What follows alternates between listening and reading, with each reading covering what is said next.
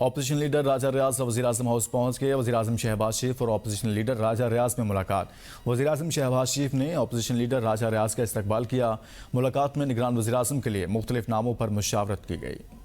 इस खबर से मुतल्लिक आपको आगाह करें कि एक और अहम मुलाकात से मुतल्लिक आपको बताएं कि वज़ीर-ए-आज़म शहबाज शरीफ से मुलाकात के लिए ऑपोजिशन लीडर पहुंच चुके हैं। वज़ीर-ए-आज़म शहबाज शरीफ से मुलाकात होगी। गुज़िश्ता रोज़ भी एक मुलाकात हुई थी, ताहम निगरान वज़ीर-ए-आज़म के हवाले से इत्तफ़ाक़ राय नहीं हो सका था। लेकिन अब आपको बताएं कि ऑपोजिशन लीडर राजा रियाज वज़ीर-ए-आज़म हाउस पहुँच गए हैं।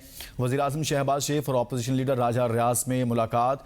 वज़ीर-ए-आज़म शहबाज शरीफ ने ऑपोजिशन लीडर राजा रियाज का इस्तकबाल किया। मुलाकात में निगरान वज़ीर-ए-आज़म के लिए मुख्तलिफ नामों पर मुशावरत हुई है। इसी पर मजीद बात करते हैं नुमाइंदा ABN न्यूज़ जावेद शहजाद से। जावेद शहजाद, बताइएगा, एक के बाद दूसरी मुलाकात, कुछ मामला तय पाए?